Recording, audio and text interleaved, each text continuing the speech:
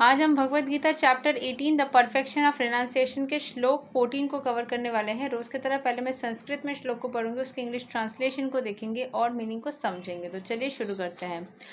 आधिस्थनां तथा कर्ता करनां च पृथाग विधां विविधाश्च पृथाग चेष्टा दैवां चैवत्रा पंचमां।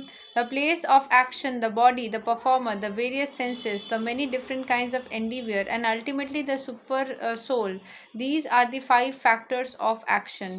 ठीक है, तो जो पिछले श्लोक में बताया था श्री कृष्ण भगवान ने कि अर्जुन को वो बताएंगे वो 5 सूत्र जो जिससे कि हम सारे काम को, मतलब जो काम हम करते हैं उसमें हम कैसे सक्सेस पाए।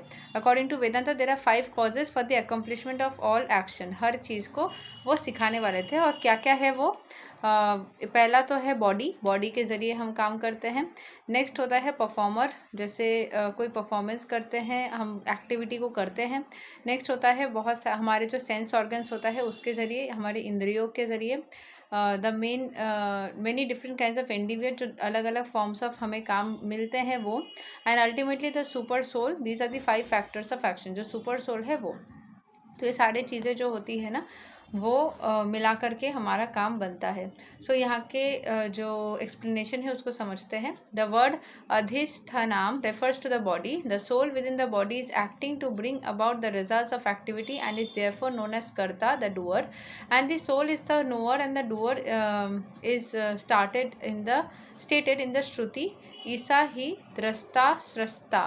Prasna Upanishad 4.9.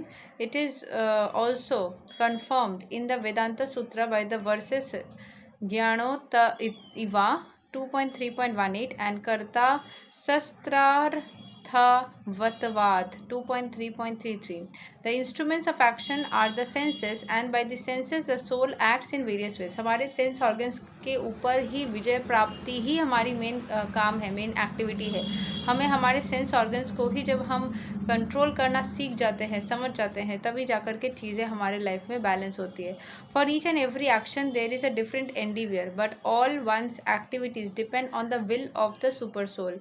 जो भी सारे हम एक्टिविटी करते हैं उसकी ऊपर हमारे सुपर सोल का जो इच्छा होता है उनका बहुत ज़्यादा ही यहाँ पे इफ़ेक्ट रहता है। वो seated within the heart as a friend, हमारे दिल में बैठे हुए हैं super soul.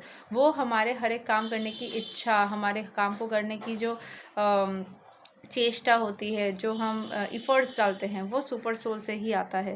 The supreme lord is the super cause. Under the circumstances he who is acting in Krishna consciousness under the direction of the super soul situated within the heart is naturally not bound by any activity. Those in complete Krishna consciousness are not ultimately responsible for their actions.